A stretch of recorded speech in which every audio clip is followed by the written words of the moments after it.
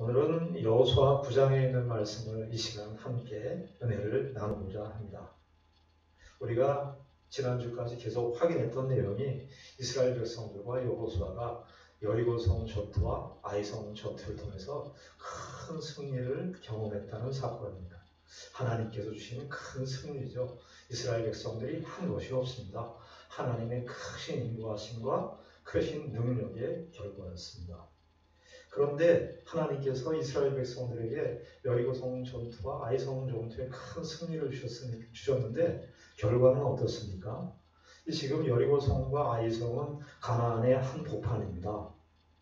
대표적인 성들인데 이 성들이 여호수아와 이스라엘 백성들의 큰 승리를 했으니까 그 가나안에 있었던 많은 여러 민족들이 두려워하기 시작을 했습니다. 지금처럼 인터넷이나 SNS가 없던 시절이지만 그 공포에 대한 소문은 금방 퍼지는 거 아니겠습니까? 예나 지금이나 공포나 불안감은 굉장히 급하게 퍼지죠. 요즘에도 어떻습니까? 이 코로나가 되니까 사람들이 공포가 더 빨리 확산되고 요즘에 인터넷, SNS 더 활발하니까요. 실제로 일어난 일보다 공포가 사람들에게 더 빨리 전달되는 것입니다. 그때도 이스라엘과 여호수아가 아이성과 여리고성에서 전투에서 승리했었던 이 사건이 가나안 전 지역에 큰 소문으로, 충격으로, 큰 공포로 다가왔습니다. 그래서 오늘 우리가 3절부터 읽었습니다만은 9장 1절에 보면은 그 당시의 분위기가 어땠었는가 하는 것을 9장 1절에서 확인을 할 수 있는데요. 1절에 보니까 이렇게 되어 있습니다. 2일 후에, 그러니까 2일 후에라고 하는 것은 여리고성과 아이성 전투의 승리 사건입니다. 2일 후에 요단 서쪽 산지와 평지와 레바논 앞 대해 연안에 있는 헷 사람과 아모리 사람과 가나안 사람과 브리스 사람과 휘 사람과 여부수 사람의 모든 사람들이, 모든 왕들이 이 일을 듣고 모여서 일심으로 여호수아와 이스라엘에 맞서서 싸우려 하더라. 그러니까 지금 이 이스라엘 백성들이 요단 동편서부터 정복 전쟁을 시작한 겁니다. 그래서 북서부, 남서부 이런 쪽으로 지금 확장이 되어가는데 여기 9장 1절에 지금 이 남서부, 북서부에 있는 대해까지 레바논 대해라고 하는 것은 지중해거든요. 지중해에 있는 거기에 있는 그러니까 가나안 전 족속이요. 함께 모여가지고 두려워한 겁니다. 그래서 이제 연합을 해가지고 여호수아와 이스라엘 백성들에게 우리가 일심으로 대적하자. 지금 분위기가 가나안의 전체 분위기가 겁을 먹고 여호수아와 이스라엘 백성들에게 대적하자는 그런 흐름이 지배적이었습니다. 자, 그런데 3절에 보니까 1절, 2절만을 보면은 전쟁이 막 시작될 것 같아요. 그런데 3절에 보니까 독특한 이상한 흐름이 이렇게 끼어 들어옵니다. 다 지금 가나안의 모든 족속들이 연합돼서 여호수아와 이스라엘 백성들과 대적하려고 하는데요. 여기 3절부터 우리가 오늘 읽었지 않습니까? 3절에 사실은 주인공은 여호수아와 이스라엘 백성들이 아니고요. 기브온 주민입니다. 이 기브온 주민이 등장을 합니다. 이 사람들도 똑같이 여호수아와 이스라엘 백성들에게 행하신 그 아이성과 그 여리고성의 전투 소식을 들었거든요. 들었는데 이 사람들은 어떻게 했나? 참 똑같이 하나님께서 여호수아와 이스라엘 백성들에게 행하신 그 소문을 들었는데 가나안 여타의 대부분의 민족들은 싸우려고 하고요. 이 가나안 주민들도 기브온 주민들도 이 소식을 들었습니다. 오늘 본문에 보면은 3절에 보니까 기브온 주민들이 여호수아가 여리고와 아이에 행한 일을 듣고 똑같이 들었어요. 그런데 이 기브온 주민들은 독특한 행동을 취한다. 그래서 오늘 읽은 내용이 기브온 주민들이 어떤 행동을 취했는가를 쭉 소개해주고 있는 본문입니다. 여기 4절에 보니까 이 사람들은 전쟁을 지금 다 하려고 하는 그런 분위기인데 이 사람들은 꾀를 냈어요. 여기 꾀라고 하는 표현이 잠언에 보면은 이 꾀를 어떻게 해석을 했냐면 명철이다 이렇게 해석을 했어요. 명철하다. 그러니까 이게 사실은 기브온 주민들이 결과적으로 여호수아와 이스라엘 백성들을 속이는 일인데 그 속이는 그 일이 이 여호수아를 기록한 저자는 우리 도덕적으로 거짓말하면 나쁘다 이렇게 되어 있지만 이 기브온 주민들의 이 거짓말은 어떤 의미에서 굉장히 명철한 거짓말? 그런 의미에서 좀 볼 수가 있겠습니다. 그런데 이 사람들이 어떻게 꾸미고 있습니까? 여기 꾀를 내었는데 4절에 보니까 사신의 모양을 꾸미되 헤어진 존재와 헤어지고 찢어져서 기운 가죽 포도주 부대를 나귀에 싣고 5절 그 발에는 낡아서 기운 신을 신고 낡은 옷을 입고 다 마르고 곰팡이가 난 떡을 준비하고 이 뭐를 했냐면 아주 철저하게 준비를 했어요. 그런데 어떻게 준비했습니까? 없어 보이는 모습으로 준비했어요. 아주 가난한 모습으로. 여기 헤어진 전대라는 것이 헤어진 전대, 헤어지고 찢어져서 강조하고 있죠. 헤어진 전대, 헤어지고 찢어져서 기운 가죽 포도주 부대를 나귀에 싣고 신발은 어떻게 신었습니까? 신발은 낡아서 기운 신고, 낡아서 꼬맨 신발을 신고 낡은 옷을 입고 음식도 어떻게 준비했습니까? 다 마르고 곰팡이가 나는 떡을 준비했다고 성경은 아주 자세하게 이 사람들의 준비 상황을 기술하고 있습니다. 여러분들 우리가 외부에 나갈 때 여러분들 이렇게 준비하고 나가신 적 있어요? 좀 없어 보이게 좀 가난하게 해진 옷, 일부러 해진 옷 이런 거 입고 나가신 적이 있습니까? 우리가 그냥 이렇게 간단한 이 앞에 동네에 나가더라도 사람들은 좀 갖추고 나가잖아요. 그런데 이 사람들은, 이 기브온 주민들은 아주 철저하게 준비를 했는데 어떤 준비를 했냐면 아주 가난한 모습으로 낡은 옷, 낡은 신발, 음식은 또 뭐까지 준비했어요? 곰팡이가 나는 음식. 마르고 곰팡이가 난 떡을 준비했습니다. 그러면서 이 사람들이 왜 이렇게 이런 식의 행동을 취했는가 하는 것을 6절에 밝히고 있습니다. 6절에 이렇게 되어 있습니다. 그들이 길갈 신영으로 가서 여호수아에게 이르러 그와 이스라엘 사람들에게 이르되 우리는 먼 나라에서 왔나이다. 이제 우리와 조약을 맺읍시다. 이 사람들이 이렇게 곰팡이 난 떡을 준비하고 옷도 다 헤어진 옷을 입고 헤어진 전대를 차고 이렇게 철저하게 준비한 의도가 뭐냐 하면 여호수아와 이스라엘 백성들에게 여기 뭐라고 되어 있습니까? 먼 나라에서 온 사신처럼 여기 6절에 먼 나라 이 문장에 초도에 나와 있어서 이게 강조 먼 나라에서 왔다. 11절에도 나와 그러므로 우리 장로들과 우리나라의 모든 주민이 우리에게 말하여 때 너희는 여행할 양식을 가지고 가서 그들을 만나서 그들에게 이르기를 우리는 당신들의 종이니 우리와 조약을 맺읍시다 하면서 이 표현이 나오는데요. 먼 데서 그러니까 이 사람들은 여기 먼 데서 온 이유가 뭐냐 하면 6절과 11절에 나와 있는 것처럼 동기가 뭐예요? 여호수아와 이스라엘 백성들에게요. 조약을 맺읍시다. 여기 조약이다. 저는 이 성경에 오늘 이 여호수아 9장에 이 표현 속에 조약이라는 말, 전 조약이라는 이 말보다 언약이라는 말을 썼으면 더 좋겠다는 생각을 합니다. 여호수아에서요 총 22번 이 언약이라는 말이 나옵니다. 언약이라는 말이 나오는데 다 우리가 여호수아 3장 요단강 건널 때 이스라엘 백성들이 여호수아와 이스라엘 백성들이 자기 마음대로 요단강을 출발했습니까? 그때 어떻게 했죠? 여호와의 언약궤 그때 언약궤예요. 그래서 총 22번에 걸쳐서 여호수아의 이 언약이라는 단어가 나오는데요. 다 언약이에요.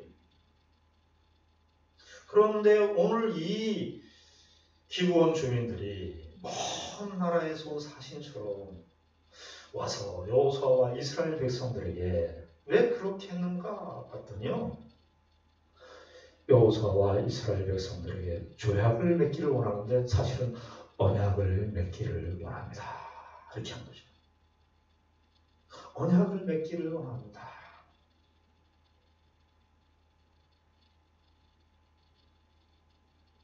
7절에 이렇게 말합니다. 이스라엘 사람들이 히위 사람에게 이렇게 말을 하니까 이스라엘 사람들이 히위 사람이라고 이야기합니다.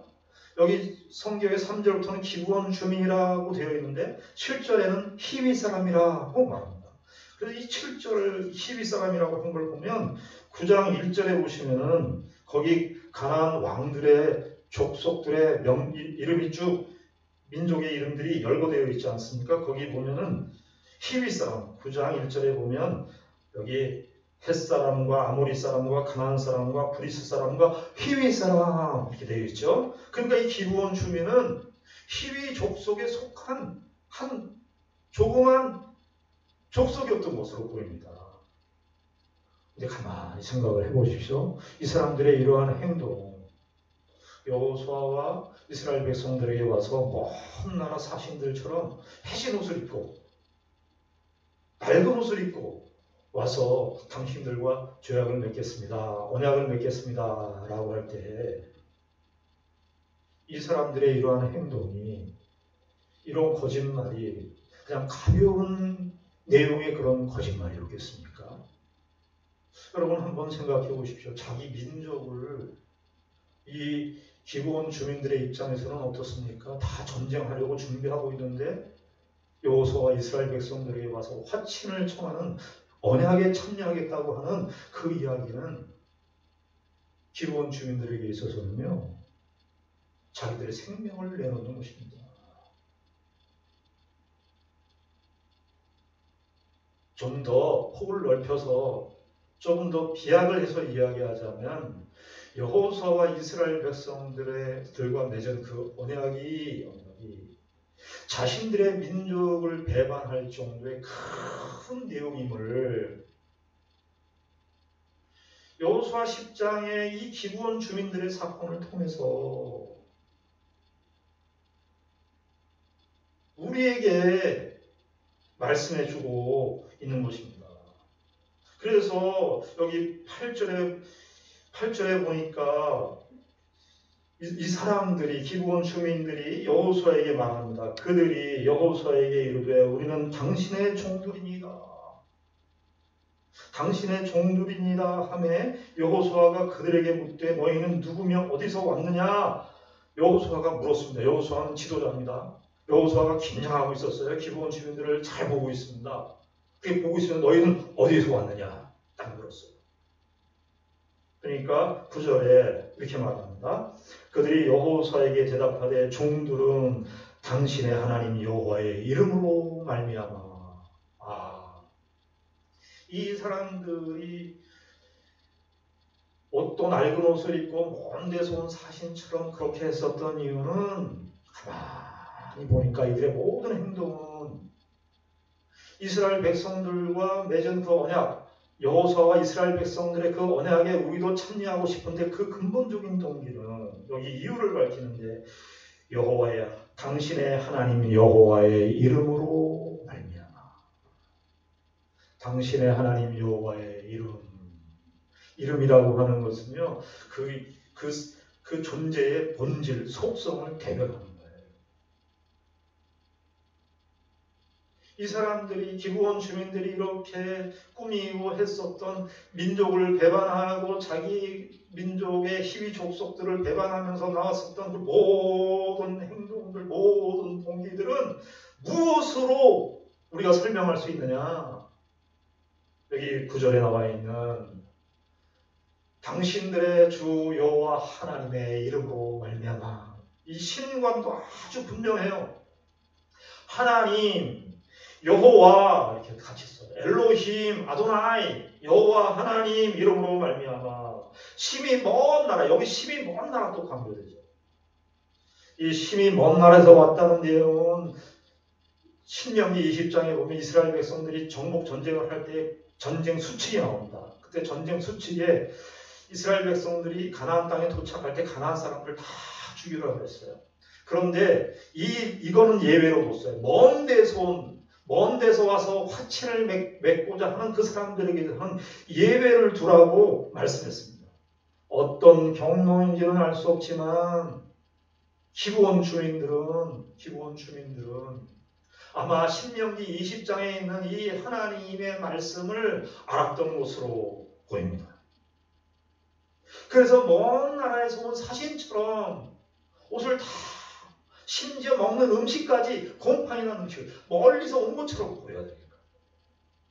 그런데 그 모든 행동들은, 그 행동의 가장 깊은 내면의 동기들은 여호와의 이름으로 말미암아 했다는 것입니다.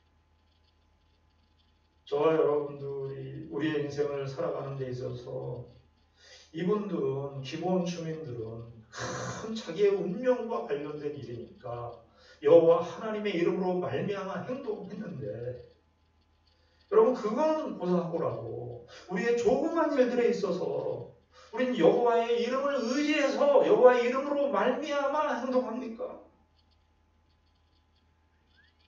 우리는 여호와의 이름으로 말미암아 삽니까? 우리가 지나왔습니다마는 좀 주목해서 봐야 할 것이 뭐냐 하면요, 라합 지나왔죠. 라합, 이 기브온 주민은 꼭 라합 같아요.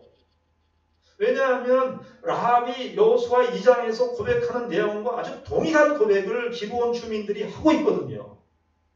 하나님께서 행하신 일을 우리가 다 들었습니다. 여기 10절에 보면은 또 그가 요단 동쪽에 있는 아모리 사람의 두 왕들 곧 헤스본 왕 시온과 아스다롯에 있는 바산 왕 옥에게 행하신 모든 일을 들었습니다. 9절에도 보면 심히 먼 나라에서 왔으니 이는 우리가 그의 소문과 그가 애굽에서 행하신 모든 일을 들으며, 이 라합이 했었던 내용 아닙니까? 고백했던 내용이에요. 라합도 자기의 민족을 배반할 정도로, 어떤 면에서 라합도 거짓말을 한 것이죠. 라합이 그렇게 할 수 있었던 가장 큰 동기는 뭐였냐? 너희 하나님 여호와의 이름으로 말미암아. 그런데 우리가 생각해 볼 것이 있어요. 라합, 그 다음에 참 얘기하기 싫지만 치명적인, 이스라엘의 행진에 치명적인 그 장애를 가져왔었던 인물 아간, 그리고 이 기브온 주민, 이 세 부류를 한번 생각을 해봐야 됩니다. 대조를 해보자고요. 라합은 어떤 사람이었습니까? 라합은 가나안 주민이었습니다. 기브온 주민도 가나안 주민이었습니다. 아간은 어떻습니까? 아간은 유다 지파 사람이었습니다. 이스라엘 지파 사람이었습니다. 라합은 또 어떻습니까? 라합과 기브온 주민은 어떻습니까? 하나님의 역사, 하나님의 기적적인 역사를 직접 보지 못했습니다. 그저 들었습니다. 라합도 들었고 기브온 주민도 들었습니다. 그런데 아간은 어땠습니까? 아간은 하나님의 역사의 현장 속에서 통 밑에서 그것을 보았습니다. 여호수아서를 우리가 읽어나가면서 참 우리에게 찔리는 대목이 뭐냐면, 이스라엘 백성들은 하나님의 역사와 하나님의 기적의 현장에서 다 그것을 보고 목도하면서도 오히려 아간과 같은 그런 모습이 나타나는데, 그저 소문으로 들었던 라합과 기브온 주민들에게 있어서는 참된 신앙의 고백과 그 신앙 고백에 합당한 행위들이 나타나는 것을 보게 됩니다. 믿음은요, 그래서 신구약 성경 전체가 믿음은 우리가 직접 경험하고 체험하는 것으로만 믿음이 생기는 것이 아닌 것을 우리가 확인하게 됩니다. 여러분, 이스라엘 백성들이 얼마나 많은 기적적인 일들을 경험했습니까? 유대인들은 표적을 구할 정도로 표적의 나라가 이스라엘이었습니다. 그런데 믿음이 생겼습니까? 그저 이 라합과 기브온 주민은 하나님께서 행하신 그 이야기, 내용, 사건을 듣고, 그래서 로마서 10장에 있는 믿음은 믿음은 들음에서 난다. 단순히 우리의 육신적인 귀로 듣는 들음이 아니라 하나님께서 우리의 심령에 들어오셔서 참된 믿음을 우리에게 허락해 주셔서 여기 이 라합과 기브온 주민의 믿음은 신약시대에 오늘 우리가 믿고 고백한 그 믿음의 내용과 믿음의 원리에 있어서 질적으로 전혀 다른 차이가 없음을 우리가 확인하게 되는 것입니다. 그리고 여호수아와 이스라엘 백성들 앞에 이 가나안, 이 기브온 주민이 했었던 내용, 우리도 그 언약에 참여하게 하여 주시옵소서. 아마도 하나님께서 이스라엘 백성들과 그 맺은 언약, 이 언약을 맺었다는 말이요, 창세기서부터 쭉 나오는데 아브라함과 언약을 맺으시고 노아와 언약을 맺으시고 이스라엘 백성들과 언약을 맺으시고 하는 그 모든 내용 똑같은 언약을 맺고 아마 기브온 주민들은 이 하나님의 언약적 은총에 참여하고 싶었던 것으로 보입니다. 하나님께서 이스라엘 백성들과 언약을 맺으셔서 역사하신 그 역사를 보면서 그 하나님의 언약적 은총을 바라보면서 기브온 주민들은 여호수아와 이스라엘 백성들 앞에 그렇게 요청을 하고 그렇게 이스라엘 백성들과 여호수아 앞에 나타난 것으로 우리가 볼 수가 있겠습니다. 여러분, 저는 이 말씀을 보면 이 기브온 주민들이 참으로 아까 4절에 나와 있는 것처럼 꾀를 냈다, 참 지혜롭다 이 생각이 들어요. 저는 이 누가복음에 나와 있는 누가복음 16장에 불의한 청지기 비유가 나오는데요. 그 불의한 청지기 비유가 연상입니다. 거기 누가복음 16장에 보면 불의한 청지기 비유가 나오는데요. 비유는 한 가지 초점만 있어요. 한 가지 초점. 한 가지 초점만 의미가 있는 겁니다. 여러 가지 주변적인 것들은 중요한 게 아니라 그 비유의 핵심 포인트는 한 가지입니다. 주인의 뜻을 어기고 마음대로 허랑방탕한 그 주인의 것을 마음대로 소비한 관리인이 있었습니다. 근데 그 관리인이 주인이 등장하니까 주인이 이 관리인이 청지기가 잘못 썼다는 것을 파악하고 해고를 통보한다. 요즘식으로 말하면 파이어예요. 잘리는 겁니다. 근데 이 소식을 들은 이 보고를 받은 해고 통보를 받은 이 청지기가 어떻게 합니까?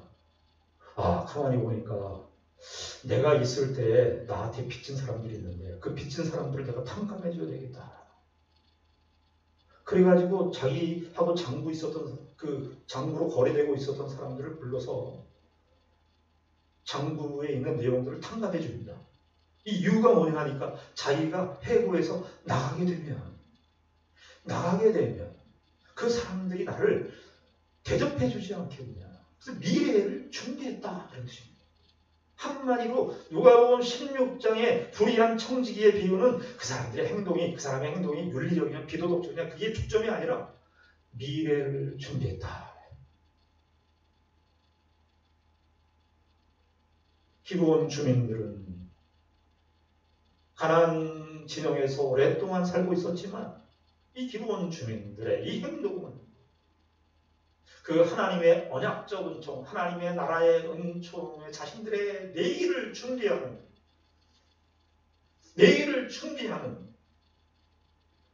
그 믿음의 행동이었습니다. 여러분들, 제가 언젠가도 한번 설교를 한 적이 있습니다. 그리스도인들은 노후 대책보다 사후 대책을 더 중요하게 생각해야 된다고 말씀드렸습니다. 이 기브온 주민들은 노후 대책이 아니라 사후 대책을 준비했었던 것으로 보입니다. 여러분, 신론이라는 것이 있습니다. 조직신학의 신론이 있는데 신론, 하나님의 속성에 대해서 다루는 그 학문이 신론입니다. 거기에 보면 신론 중에 하나님의 속성 중에 이런 속성이 있습니다. 하나님의 영원성, 하나님은 영원하시다. 그런데 이 하나님의 영원하심은요, 어떤 사람에게는 영원히 최고의 기쁜 소식이 되고요. 어떤 부류에게는, 어떤 사람에게는 정말 최고의 나쁜 소식이 될 겁니다. 하나님의 영원성이라고 하는 하나님의 속성이 그런 작용을 할 거예요. 왜 그렇죠? 구원과 관련해서 그렇습니다. 자, 구원을 받은 사람에게 있어서는 이 하나님의 영원성이 왜 그렇게 가장 기쁜 소식이 될까요? 구원이 영원하다는 거거든요. 여러분 가만히 생각해 보세요. 예수 믿는 사람들이 구원을 많이 얘기하는데, 농담 삼아도 얘기하는데, 그 구원이 근데 불안해요. 영원하지가 않아요. 일시적이에요. 그러면 그 구원이 얼마나 불안하겠습니까? 그런데 하나님이 영원하시기 때문에 그 구원도 어떻게 됩니까? 영원한 것입니다. 그래서 예수 그리스도를 믿는 신자들에게 있어서 최고의 기쁜 소식은, 구원에 있어서 최고의 기쁜 소식은 하나님의 영원성과 결부되어 있습니다. 그런데 나쁜 소식은 요한복음 3장 16절에 보면 누구든지 예수의 이름을 믿고 영생을 얻는다. 그거 다 우리가 아멘 하는데요. 그 뒤에 보면 3장 17절 18절에 보면 예수를 믿지 아니하면 심판을 받을 것이다. 이것은 생각을 안 해요. 여러분, 왜 이 하나님의 영원성이 어떤 사람에게는 가장 나쁜 소식이 될까요? 지옥에 가는 사람입니다. 지옥에서 고통을 당하는데 큰 고통, 아주 엄청난 고통 한 번 당하는 것이 아니라 영원히 고통을 당한대요. 그래서 성경은 이 이야기를 하고 있는 거죠. 네.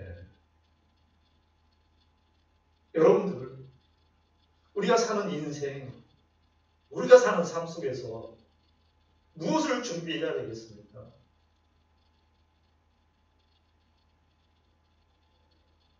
18세기 1700년대에 미국에 영적인 대각성 운동을 일으켰던 요나단 에드워드 목사님이 그 당시 때 설교를 했습니다. 그 설교의 내용이 뭐냐면 하나님의 진노 아래에 있는 인간이다. 그때 하나님의 진노 아래에 있는 인간을 이야기할 때 이 이야기를 했거든요. 하나님의 영원하신 진노가 있을 거라고. 왜 이것이 구원을 받지 못하는 사람에게 있어서는 가장 큰 저주냐? 하나님의 심판이, 진노가 영원하니까. 여러분, 우리가 이 기브온 주민들의 이러한 행동을 보면서 우리가 이스라엘 백성들이 교훈을 삼는 거예요. 그래서 여호수아가 결론적으로 이 기브온 주민들을 어떻게 합니까? 여기 9장 22절 23절을 보시겠습니다. 여호수아가 그들을 불러다가 말하여 이르되 너희가 우리 가운데에 거주하면서 어찌하여 심히 먼 곳에서 왔다고 하여 우리를 속였냐. 이 여호수아가 이제 속인 일을 이야기합니다. 그러면서 23절에 그러므로 너희가 저주를 받나니 너희가 대를 이어 종이 되어 다 내 하나님의 집을 위하여 나무를 패며 물을 깃는 자가 되리라 하니, 저는 23절에 여호수아가 저주를 선포했다고 그러는데 저는 이 저주는 은혜로운 저주, 축복의 저주, 뭐 이런 게 있어요. 축복의 저주인데 축복의 저주, 은혜로운 저주. 무엇이었는데요? 23절에 보니까 하나님의 집을 위하여 나무를 패며 물을 깃는 자가 되리라. 이 여호수아, 이게 한 번 더 나오죠. 마지막 9장 마지막 부분에 29장 27절에 또 이게 반복돼요. 그날에 여호수아가 그들을 여호와께서 택하신 곳에서 회중을 위하며 여호와의 제단을 위하여 나무를 패며 물을 깃는 자들로 삼았더니 오늘까지 이르니라. 기브온 주민에게 지금 무슨 일을 맡겼냐 하면 하나님의 성소에서 하나님의 은혜의 가장 중심부라고 할 수 있는, 은혜의 중심부라고 할 수 있는 하나님의 성소에, 그 성소에 나무를 베고, 그러니까 제사를 드리면 나무가 필요하고요. 물을 짓는 것은 재물을 닦아내고 이렇게 해야 돼. 재물을 태우고 이래야 되니까 물이 필요해. 닦아내고 나무도 필요하고 제사를 드려야 되니까 그 일을 성전에서 성막에서 가장 가까운 그 일을 맡긴 것입니다. 여기 여호수아가 너희는 평생 종이 될 것이라 그렇게 얘기했는데 여러분 종이라고 하는 단어, 여호수아 1장을 시작하면서도 종이라고 하는 단어를 제가 누구에게 붙였습니까? 모세에게 여호와의 종이라고 했습니다. 기브온 주민은 하나님의 종이었습니다. 모세와 견조도 전혀 손색이 없는 하나님의 종이었습니다. 저와 여러분들, 우리가 매일매일 살아가는 삶 속에서 우리에게 받는 도전은, 우리에게 주는 도전은 우리가 하나님 나라를 위해서 살 것이냐, 사후를 준비할 것이냐, 이 세상을 준비하면서 살 것인가를 도전받는 것입니다. 기브온 주민 라합은 하나님을 믿는 믿음으로 그들의 삶 속에서 주어진 도전 앞에서 하나님의 나라와 하나님의 의를 준비하고 산 것입니다. 우리 모든 죽전난폭에 살아가는 성도 여러분, 저와 여러분들이 무엇을 가졌는지, 무엇을 소유했는지가 중요하지 않습니다. 우리에게 이 믿음이 있으면 됩니다. 기브온 주민과 같은 믿음, 라합과 같은 이 믿음, 살아서 움직이는 이 믿음, 영원을 준비하는 그 믿음을 가지고 오늘 저와 여러분들의 삶을 살아가시는 귀한 은혜가 있기를 바랍니다. 기도하겠습니다. 하나님 아버지, 은혜를 감사합니다. 우리가 기브온 주민의 이 믿음의 행동을 함께 생각을 했습니다. 아버지 하나님, 라합과 같은, 기브온 주민과 같은 이 믿음을 우리가 갖고 그 믿음으로 반응하며 하나님 나라를 준비하며 사는 복된 인생들로 살게 하여 주시옵소서. 예수님 이름으로 기도드리옵나이다. 아멘.